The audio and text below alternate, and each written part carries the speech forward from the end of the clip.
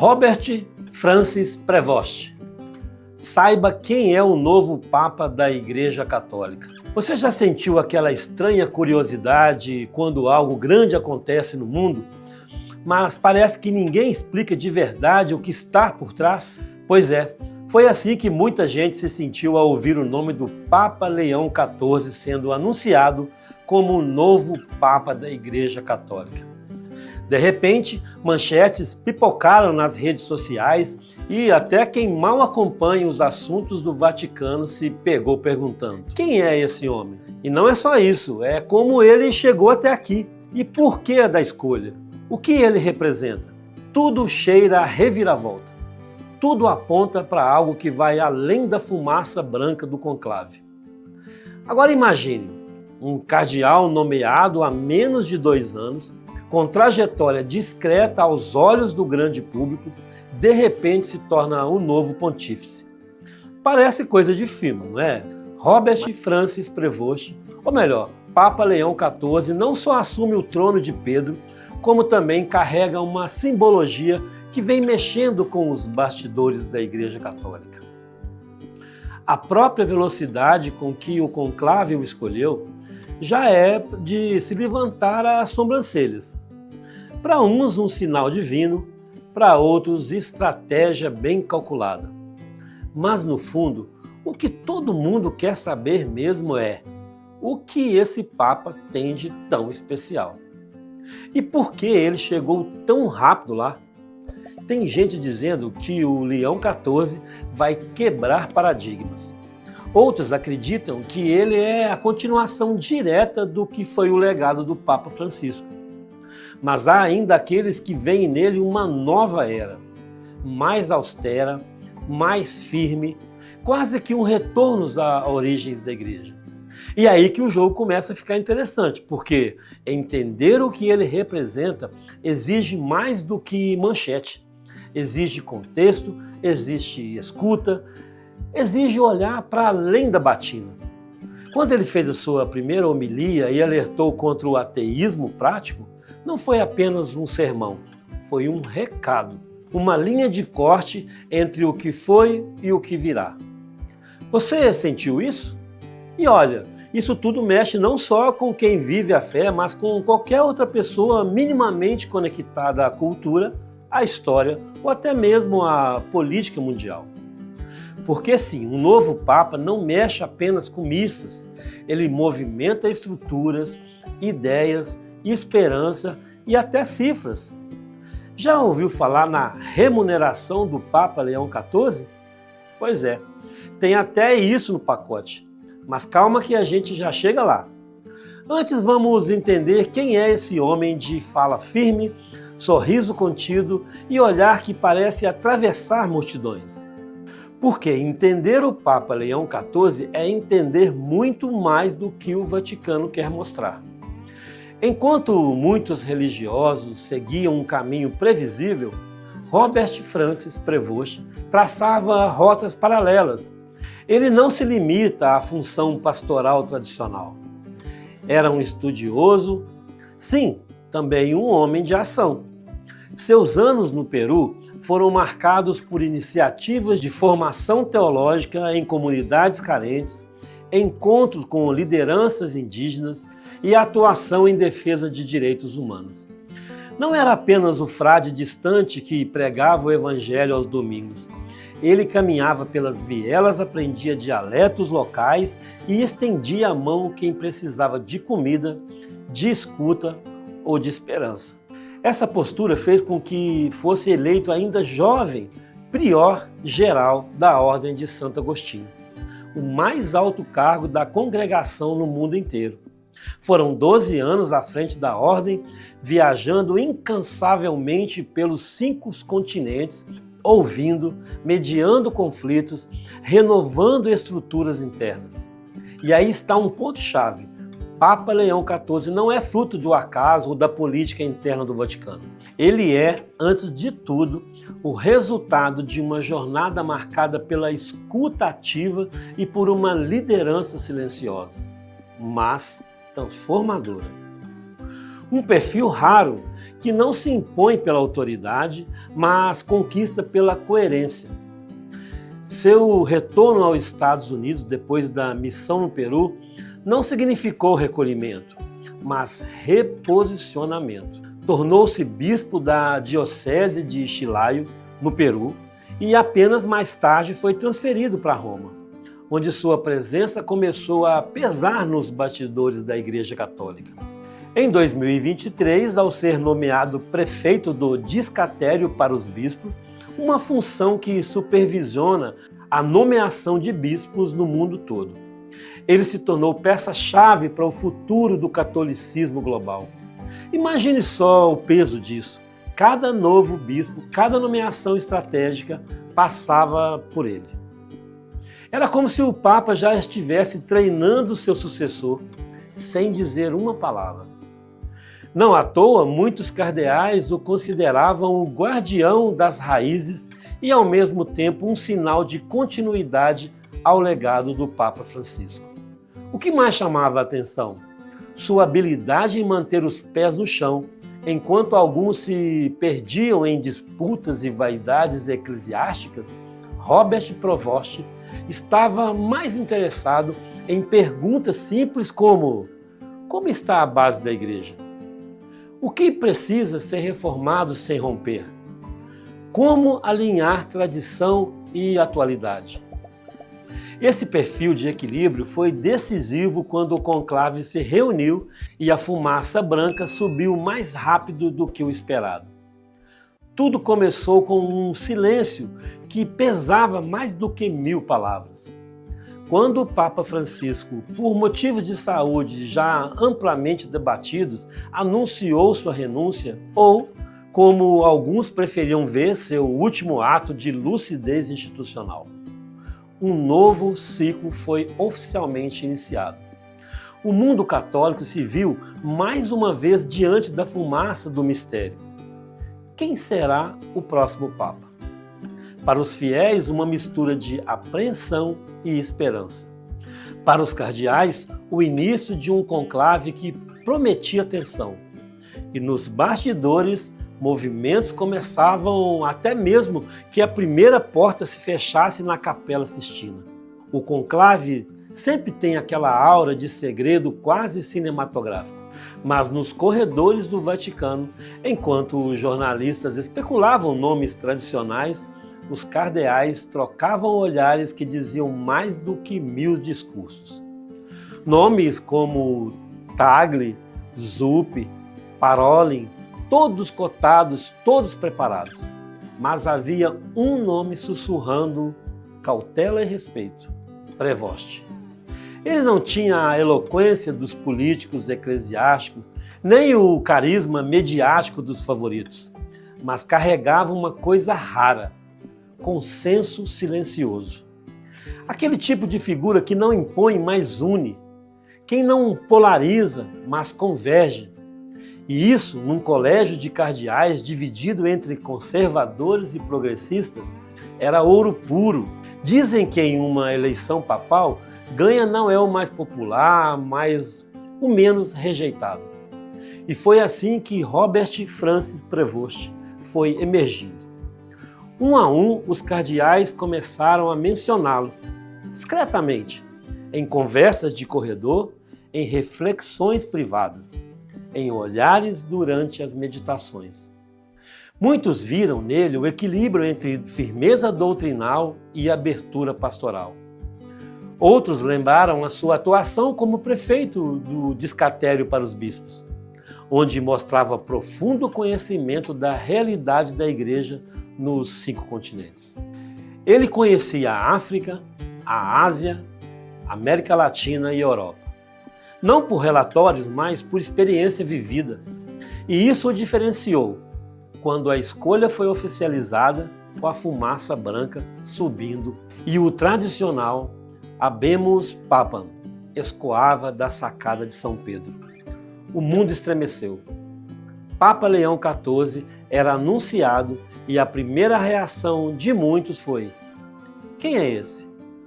Mas bastaram poucos minutos, poucas imagens, poucas palavras para que uma curiosidade genuína tomasse conta do planeta.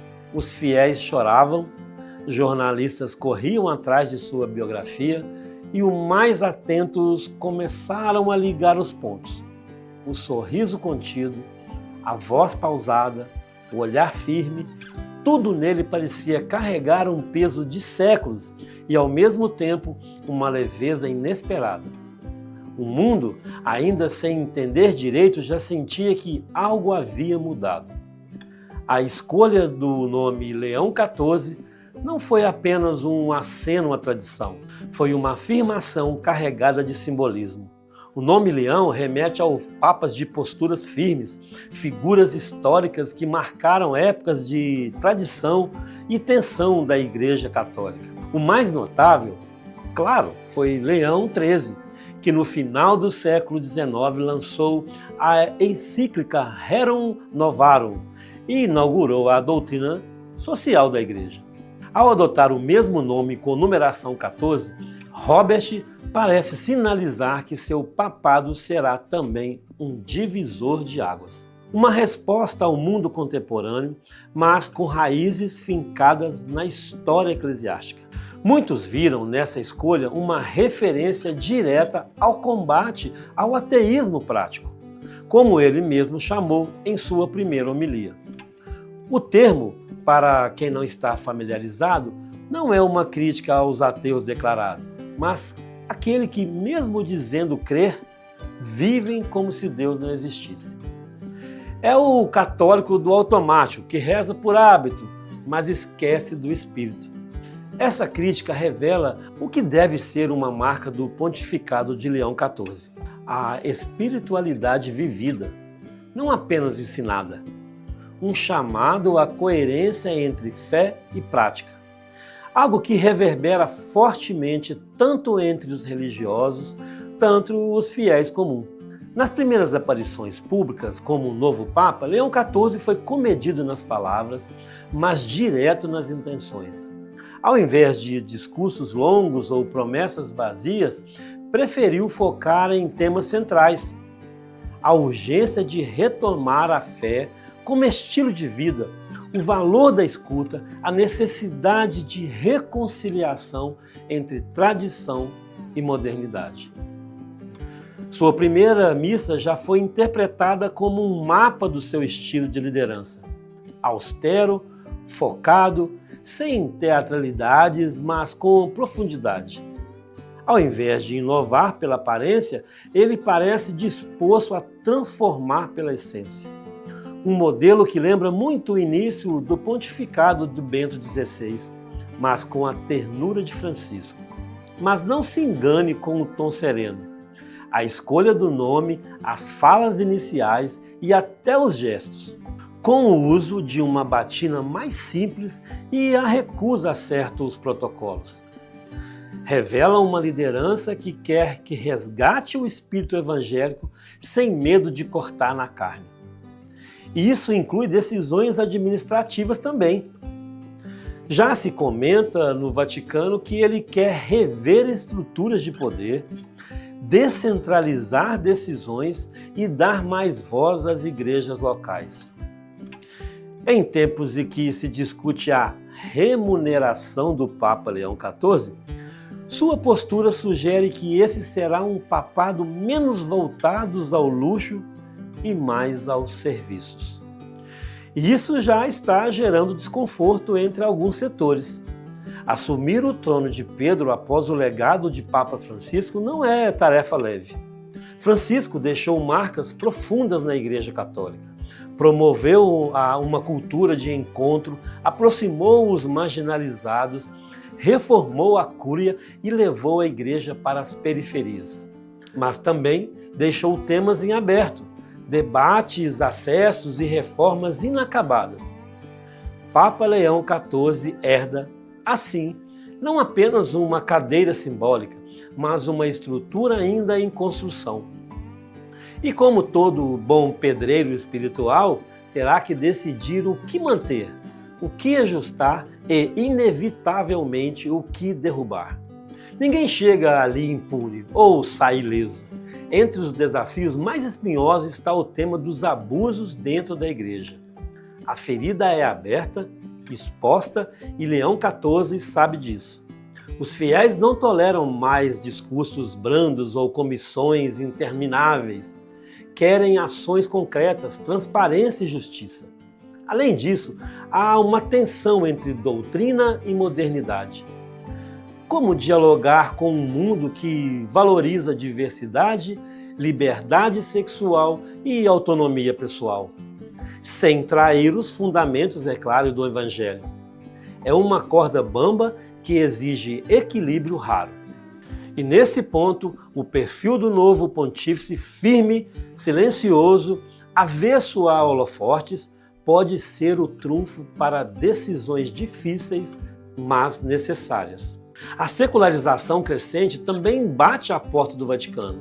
Em países europeus, igrejas vazias se tornaram um novo normal.